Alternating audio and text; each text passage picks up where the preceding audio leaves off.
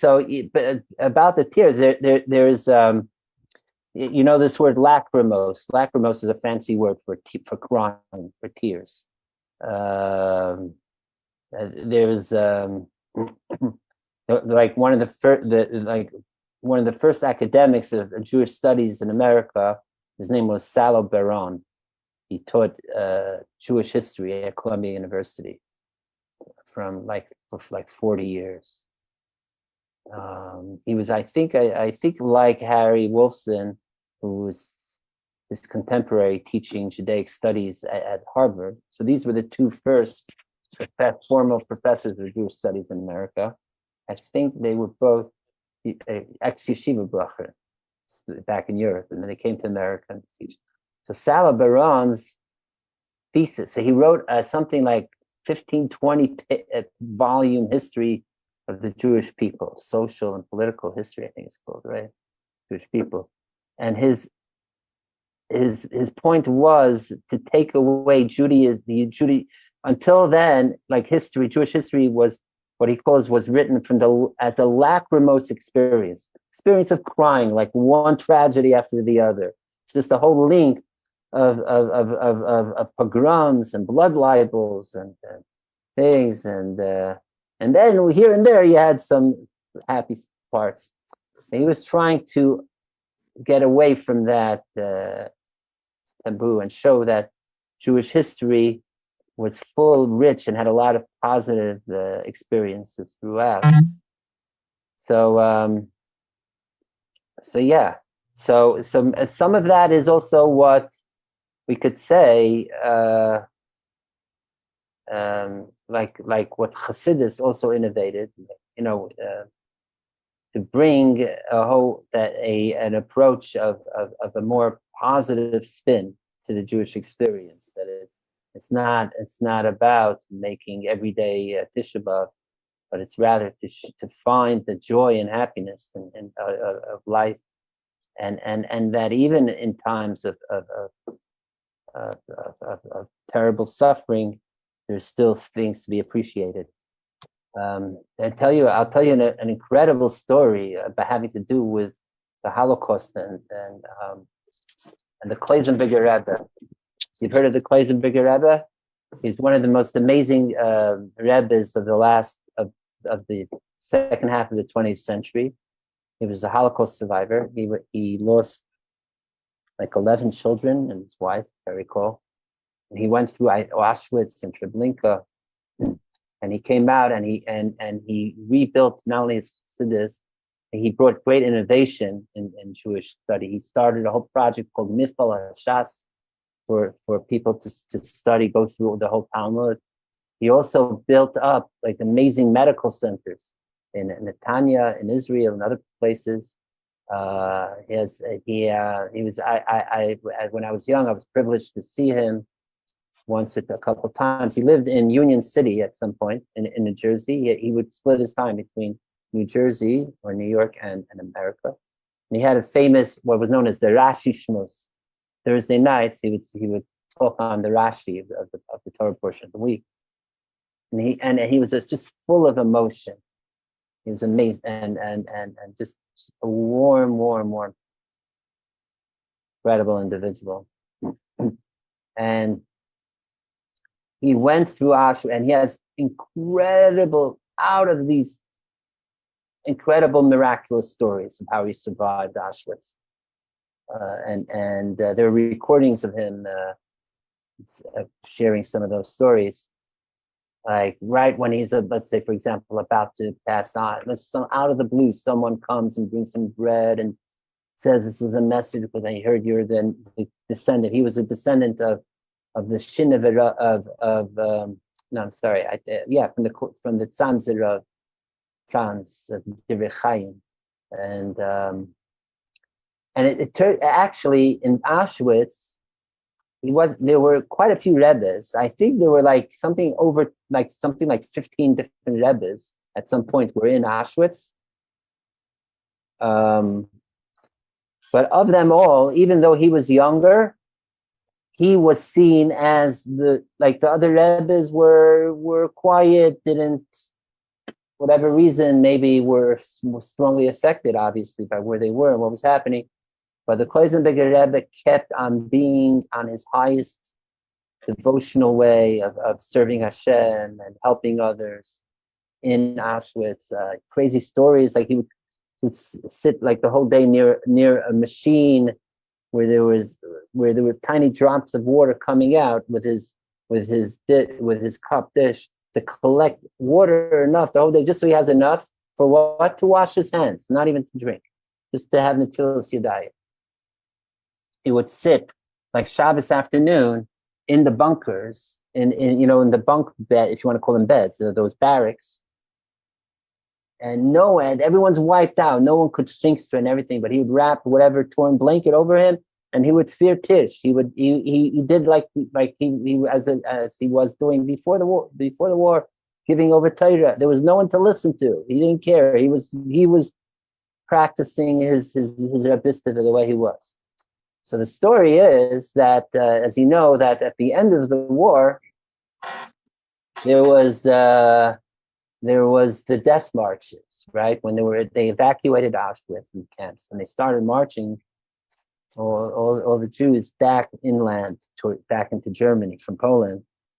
And as bad as the camps were, these death marches were in a way even worse, if you can even imagine that. And there's terrible stories.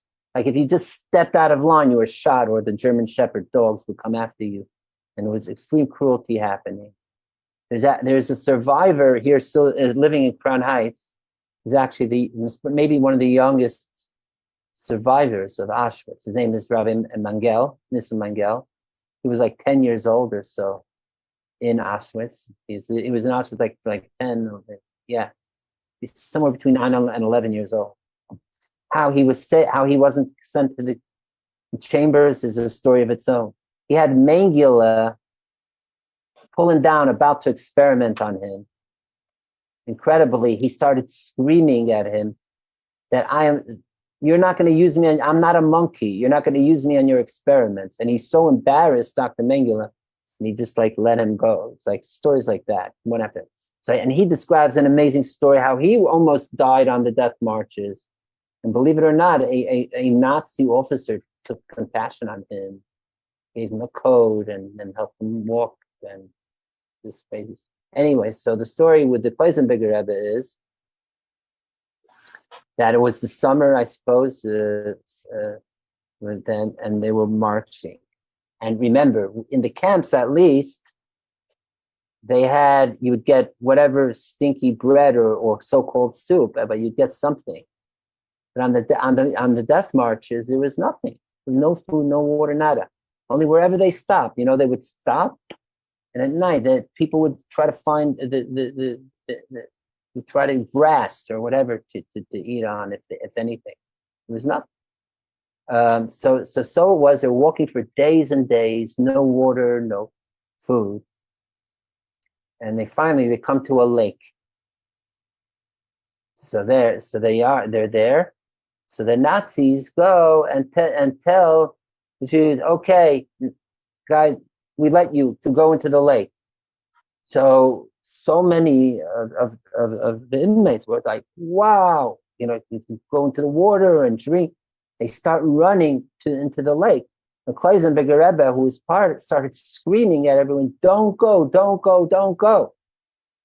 But so those around him heard where it stopped. But unfortunately, there were those who ran already. And whoever ran into the lake, the Nazis just took their guns and started killing them, shooting them in the lake. So that's like showing you, like the Kloisenberger Rebbe had understanding of the Nazi mentality, not to be lured into what seemed like gestures of good, so to speak. So later, I think it was later that very day, or within that same march, it comes to night, and they wind up, they're told at night, they would rest at night and then go march, get up early to march. So they were told to stop and to lay down to rest, which they did. And everyone's, famished and thirsty in the water.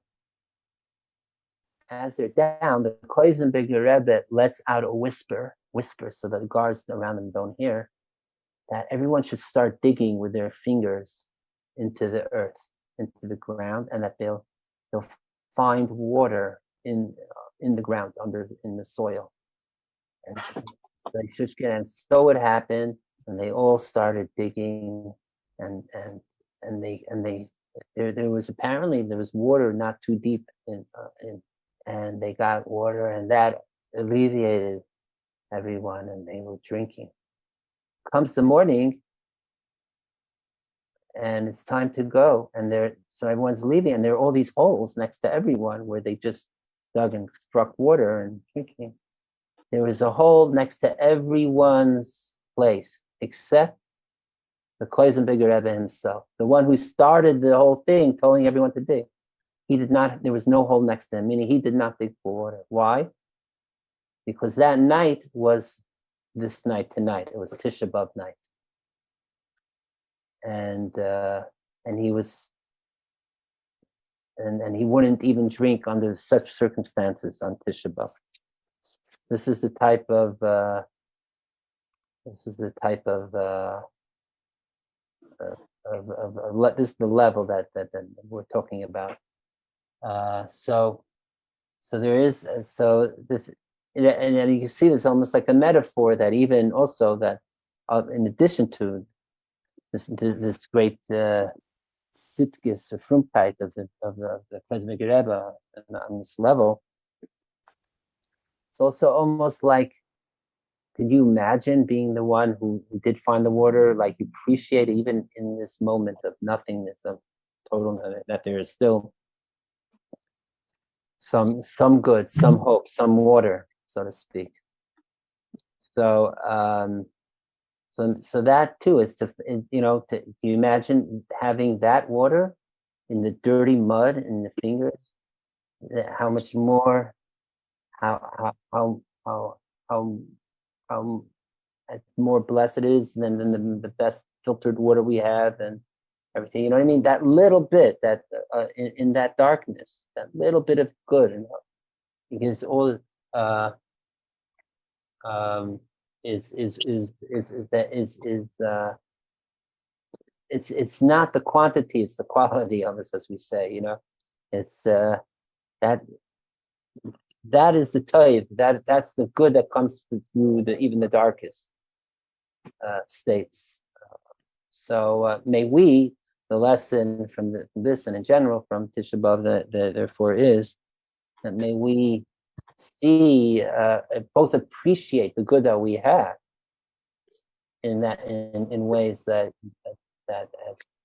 not that there is, that we should have the darkness, but appreciate it in that way. That even things that we take for granted, the good that we take for granted, not to take for granted, to realize that the existential value that there is in every drop of good in our lives, and also to find the good, to dig for it too. It's not sometimes it's not apparent. It's so there was this.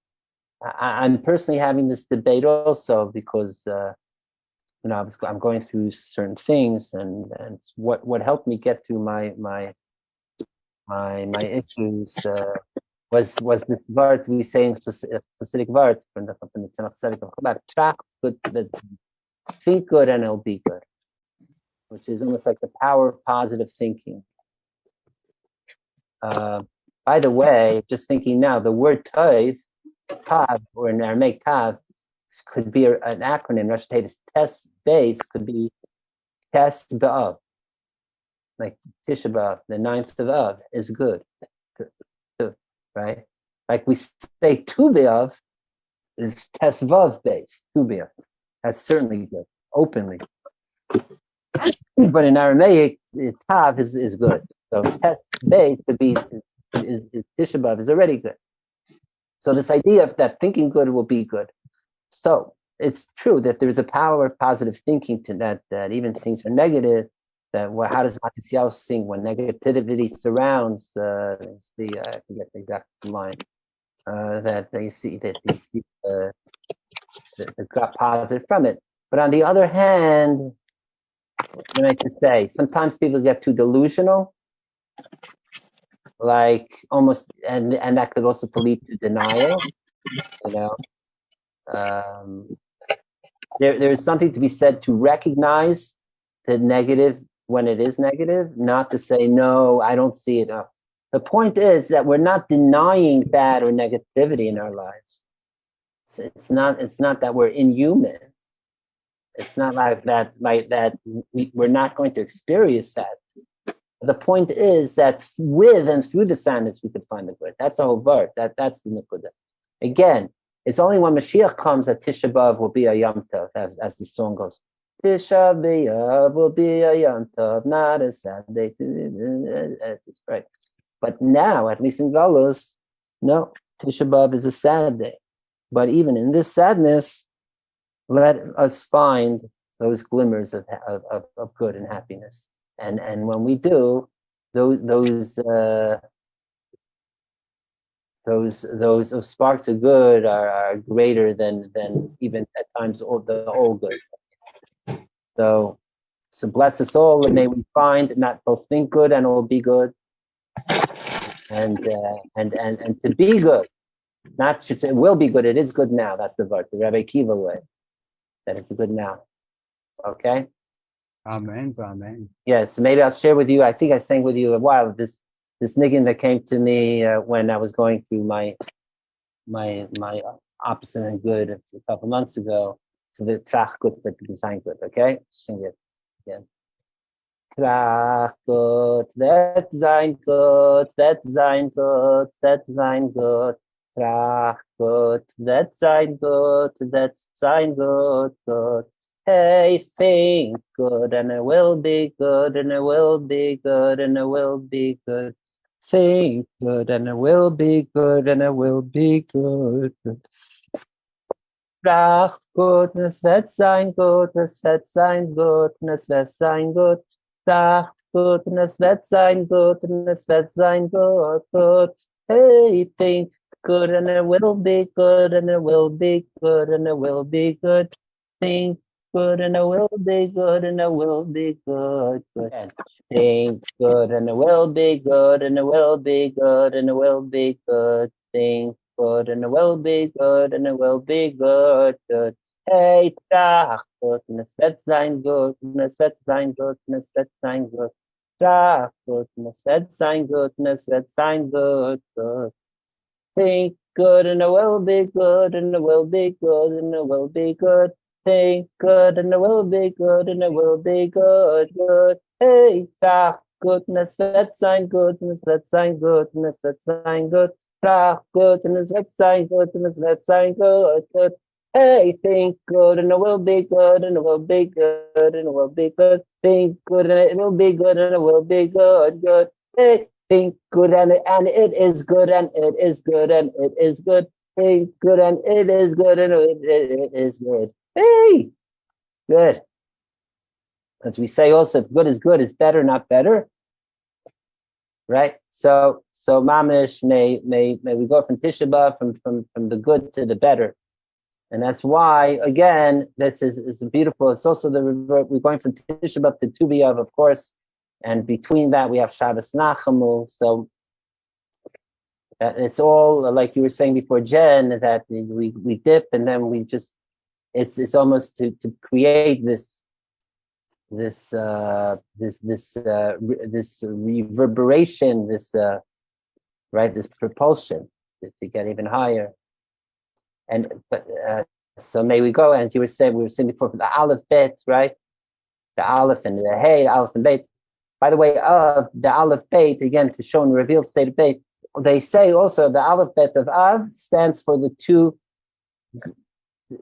nations that destroyed the two temples. Aleph stands for Edom, and Bay stands for Bavel. So for the Roman Edom, the Roman Empire, and Bay is for the Bavel. And our task is to reveal it, to bring the Gimel one. The Gimel one is the Geula temple, okay?